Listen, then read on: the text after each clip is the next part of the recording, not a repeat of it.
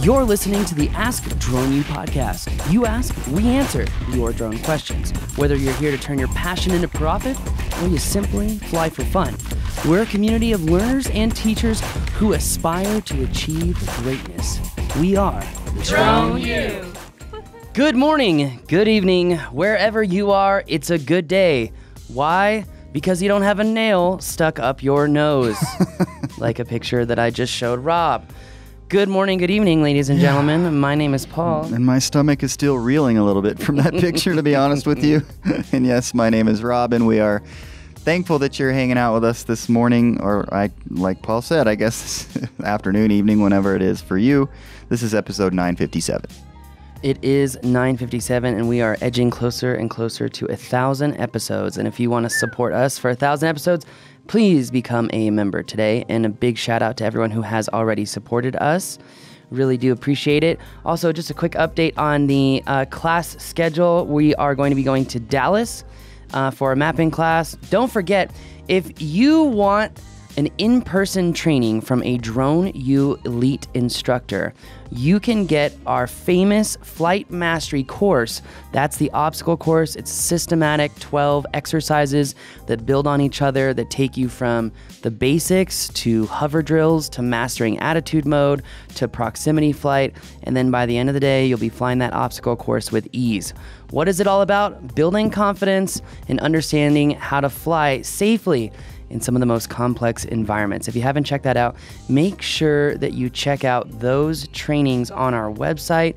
Just go to thedroneu.com and I'm trying to load it really quick. and go to training and then go to in-person trainings, and it should pull up right there. There it is. Yep. So you get to select a location, you get to select a trainer, and you get to book it. The cool thing is you can book these at any time. It's not held to a certain schedule like our other bigger mapping trainings, which again, Dallas. Okay, we got that coming up. After Dallas, Virginia at the NTSB Training Academy. And it looks like I will be doing the first day of processing training for that. And actually, there's some pretty significant news. We're going to be adding a new exercise. Did you see the Teterboro crash in New Jersey? If you're not familiar with that, well, we're going to be mocking up a very similar scene. Yep, we're going to crash a jet into a building and map it. Okay, maybe we're not going to crash a jet into a building, but we're going to stick it halfway into a building, maybe halfway into a hangar, and then map it. And really showcase how to get great data even when you're in a high area of interference, especially multipath interference. So that being said, really excited for that. And then it looks like, according to our poll, we're going to be headed to Chicago, New York, Austin, Denver, and we're pulling an executive decision here, Rob, right? That's right. Is this too early? We're going to Honolulu, This ladies is and gentlemen. basically one of those one Drone U vote equals 100. Yeah, I voted. But you also forgot Seattle, which is in there at the end of May. So if you're up in the northwest part of the country, that'd be a good option for you. Totally would. But let's go ahead and get right into today's question, which is brought to you by friends like you. So thanks for supporting the show, whether it's with the review, whether it's telling someone about the show, or becoming a member. You know what you can do. Take 1,147. Hi, guys. Glenn, Aerial Camera Services, owner of the world-famous Scoob mobile workstation and all-around groovy van. First, I want to say, take the mapping class, everyone. Take the Drone U mapping class if you're actually serious about becoming professional and wanting to make money in this industry. Everybody with a flying camera is a photographer, is a cinematographer. And now, yes, everyone is a mapper. And if I see another mapping sign, I'm going to kill myself. Hi, I'm a mapper. No, you're not. Okay. That rant should be for Paul.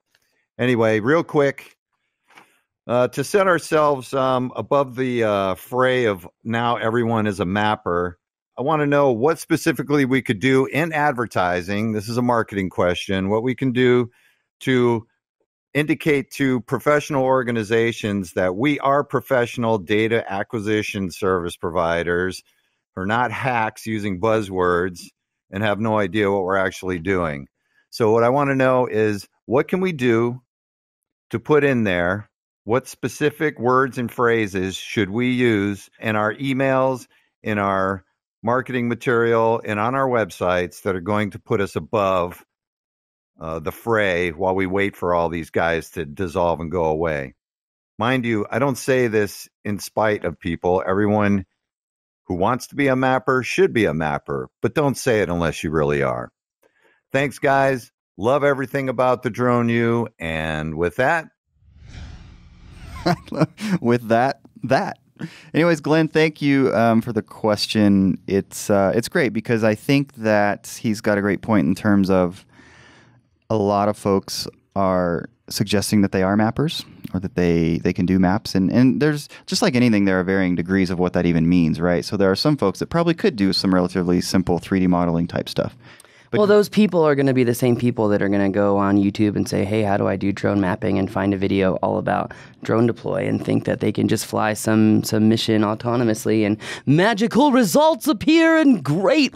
Hey, look at this great map that I did. Well, and the reality is we talked about this on the show yesterday, that there are opportunities for even folks like that if they're willing to go out and sell, right? They can probably make some money. I would negate that. I would say... we said that, and they're going to find people out there. I think I want to clarify, though, because I think I meant to say that in a creative aspect, because when it comes to mapping, you definitely need a significant amount of technical knowledge in order to set up your business properly. Absolutely. To maintain success. Because, I mean, look, even I made mistakes. I got an offer to do a golf course in Georgia, and the guy asked me a question, and I should have just said, you know what, let me get back to you and just double check. And I tried to kind of BS my way through it. Mm-hmm. And frankly, I think it was not a smart thing to do. And I see other people doing that all the time. And by the way, Glenn, I really appreciate what you said about the mapping class. And for everyone out there listening who thinks I asked him to do that, I didn't. But thank you very much, Glenn. And by the way, if you haven't seen the Scoob, the van, it is... You'll never miss it. It's like the Scooby-Doo van, is that the point? It's not like the Scooby-Doo van. It's actually better. Huh. Just to clarify. Anyways, well, my point, by the way, was that those folks are out there, and there are customers out there who aren't educated yet on what they even need in a mapper. Mm. And so what he's referring to in terms of how to market themselves and what do they say is really important, because you're competing in an environment where the knowledge isn't necessarily out there for the clients that you're vying for to really know what to look for. True. So that was my point in bringing that up. But so I think that there are a couple of things, if we're just going to dive right into, how do you market yourself to educate your clients? Because do you remember a while ago I was like, man, you really shouldn't educate your clients. What I really should have said is you shouldn't spend too much time educating your clients, because you'll find your niche, your client quadrant that you want to hit, and you'll find that those clients know exactly what they're looking for. Now, that being said, I think if you are a mapper and you actually know what you're doing, like Glenn does, and I know Glenn does because I trained Glenn myself in Charleston, South Carolina.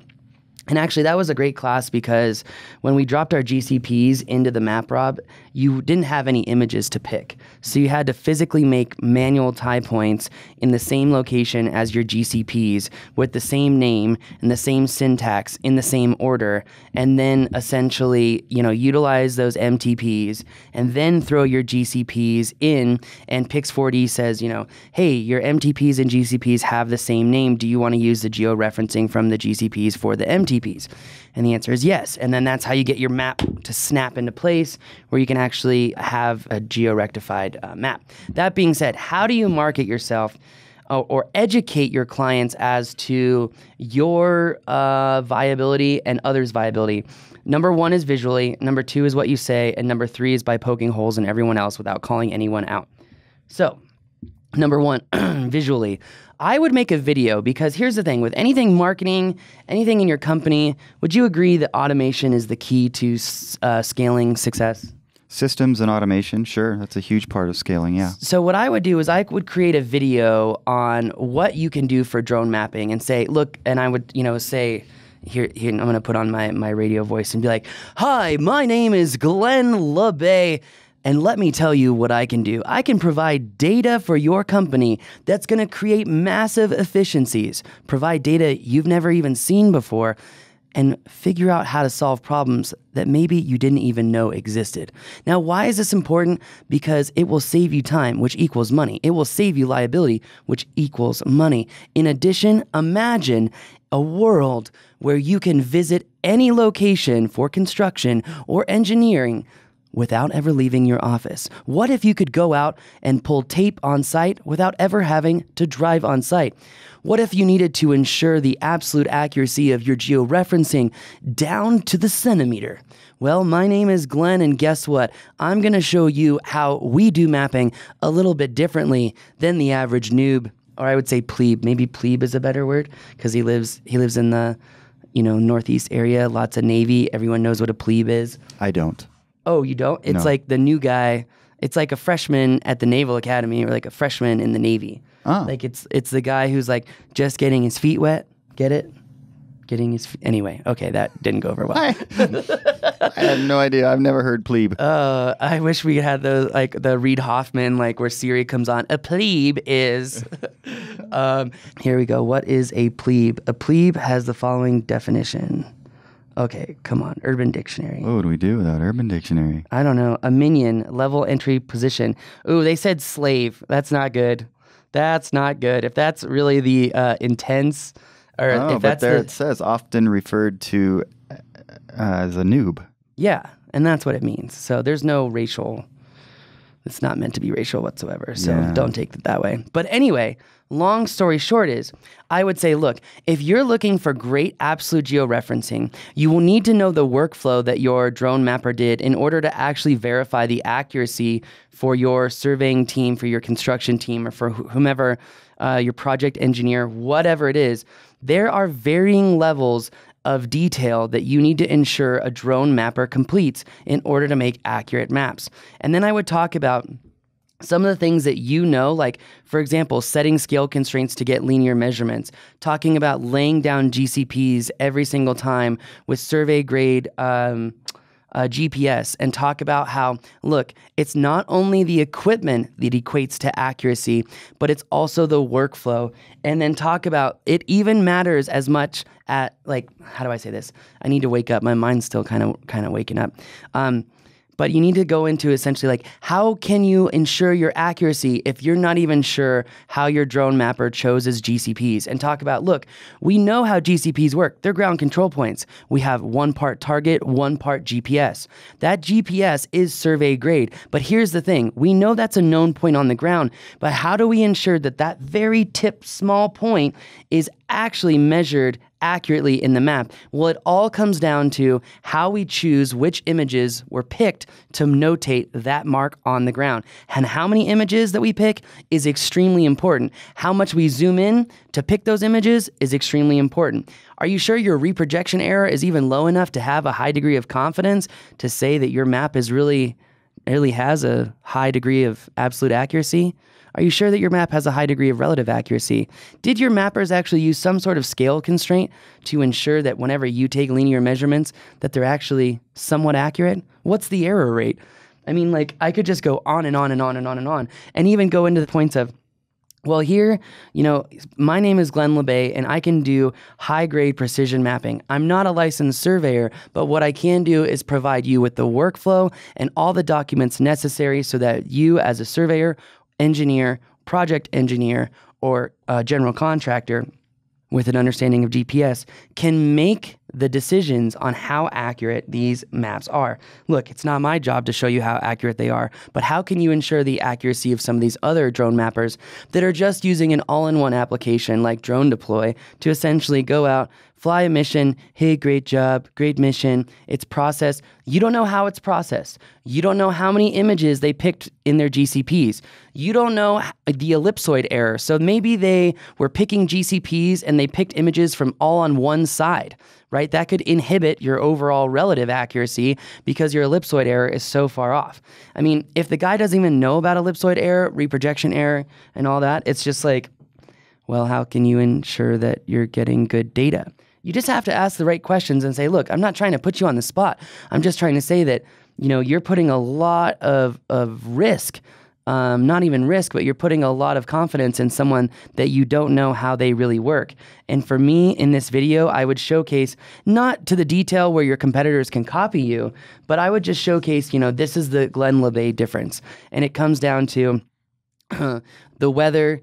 It comes down to the drone we're using with the global shutter, with a calibrated sensor. It comes down to the type of GPS we're using. It comes also into the workflow of processing and having full control of that processing, so that if you have issues, like I've just seen countless issues over and over with processing, and frankly, it's really interesting. In fact, there was a guy just this morning who posted in the 3D mapping and modeling group on Facebook, and he's like, I want to map 380 acres.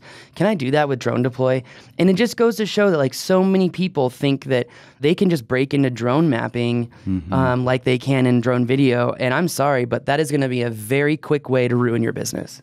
Unless you have a really firm grasp and understanding of drone mapping. Like, for example, I mean, Bruce Williams from California, his wife is she's a civil engineer. She's an engineer of some sort, and I can't remember exactly which engineering she is. By the way, I hope she's doing better, Bruce. But Bruce, he came to my class in San Diego.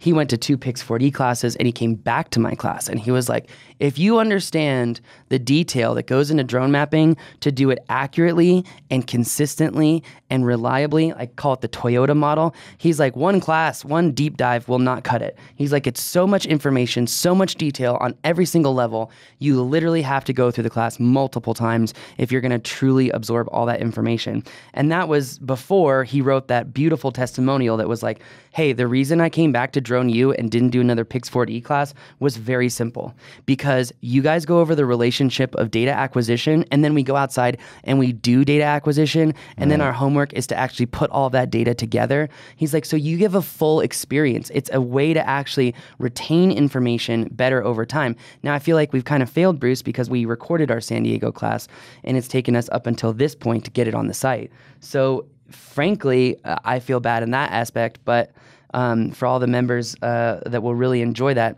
online class is going to be unreal, but I still think a lot of people are going to want to go to the in-person class once they see that detail, because they're going to say, wow, like the amount of questions I have. Well, it's a very hands-on exercise business to truly learn. I think most people are going to need to do it hands-on. Well, obviously they are. It's a hands-on thing.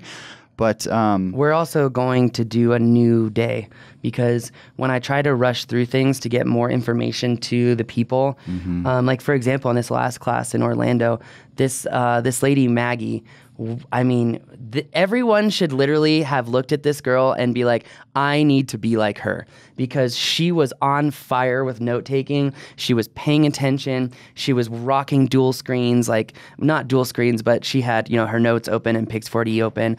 And I mean, she was really hammering it out. And that, if you want to retain this information, that's how you do it. That's awesome. Yeah. Well, and then again, you can go into the site and kind of relive things there through the classes that are online. But so the risk is that if you don't understand all of that, you're going to literally be giving people inaccurate information. Yep. Potentially. And hey, look, 2 years ago, I was guilty of that myself. All right. 100%. Don't be like me. Like, don't spend a lot of money on equipment. That wasn't me. But spend money on training. And I'm not just saying that because we own a drone school. I'm saying that because if you want to have a successful business where you're respected in the community for the detail that you go to ensure quality results repeatedly, then you need to get trained. It's just that simple. And I think for everyone who, goes into these groups and asks a bunch of questions about how they're going to do drone mapping after they got a job, I will just say that everyone who knows drone mapping really well, that should empower you, because that person is going to get one job and fail miserably, and then it's over. So that being said, the person who has the mind, who's willing to learn and deep dive and continue to better themselves over and over, that's going to be the person who's successful. And frankly, I see Glenn in that position, but I see Glenn needing to make a web page on his blog talking about the different type of mapping deliverables that he can provide, why his maps are better. I would be very clear that, you're not a licensed surveyor, but you can provide everything that you absolutely need to provide in order to what is it called? Provide a surveyor or engineer with all the information so they can make a justification and interpretation of your accuracy. But you also need to understand things like the state plane coordinate system that you're in. You also need to understand how to output certain files. There's a lot that goes into it. And I think the more detail you provide in your video, obviously not enough detail where your competition can copy you, but enough detail that separates you from everyone else and showcases workflow, the fact that you know these advanced options, that you're able to clean up models and create a better visual representation, that your overall accuracy may be better than others. Without saying that, just like showing accuracy reports from maybe like one modeler to another. I'm talking about the importance of, having GCPs and, why GCPs affect relative accuracy, why we need them within 500 feet of each other, why we need GCPs at varying elevations, why we need to have a very good GCP target. I'm going to pump the landing pads here because we sent a pack to Pix4D, and I've gotten a couple emails from various people at Pix4D saying how cool they are. And then I sent one to Pat and Michael at DJI, and I want to send them, I sent them a gift and it got lost in the mail, and I'm glad it wasn't a landing pad, but I sent them a landing pad after their gift got lost in the mail. I pulled a PJ, by the way, sent them gifts. Ha ha ha, PJ. That's a great idea. Yeah. It's actually very thoughtful. And they were very grateful as well. And, who knows, maybe we'll see the landing pad in a video or something. But those landing pads are highly discernible, highly contrasting, matte finish. They're made out of rubber. They're heavy. They work. Even Bill, he was like, look, he goes, it reduced reprojection error for me significantly with the landing pads. He's like, but that's not really a hard thing to say when I've been, marking my GCPs with spray paint, and now I'm using, your landing pad, which its center point is like, down to a millimeter. Right. So, but very intentionally designed. Yes. Sure. And yeah, if you haven't checked those out, they're on the website. We only have, I think we have 15 single pads left. Those do not have numbers or organization on them. And we have 5 packs of the organized numbered pads left. And they are on the website right now. You can find them. Check those out. Also, I just want to say as a quick thank you, Good luck with your surgery today, buddy. Oh. Really sorry that you hurt your knee at one of our fun trainings. No way. I think as part of the training? I think he hurt his knee in the mud at the NTSB training, and he was like, oh, I just didn't really take care of it, and now it's, it's gotten to a point where I've got to do something, and I felt really bad, and I was like, do you think it was the mud? He's like, well, I don't really know, but I think it might have been the mud. It was if you remember, it was a really in Virginia, rainy, huge storm had just gone through. Yep. But I'm going to wish you the best of luck, my friend. And if everyone could have their thoughts and prayers for Drone Gandhi, he could use it today. How could you not when put that way? That's true. Well, on that bombshell, that's going to do it for us today. Glenn, thanks so much for asking that question. Really do appreciate it. Also appreciate your kind words on the mapping class. If you've gone to one of my mapping classes, you know the heart and soul that I've put into making this just leaps and bounds better than our previous mapping classes, as I felt like I could have done much better, and I feel that we are now. So check those out, thedroneu.com, then click events and you'll see all of those mapping classes. But thank you again, everyone, and we will see you next time. My name is Paul. My name's Rob. This is Ask Drone U.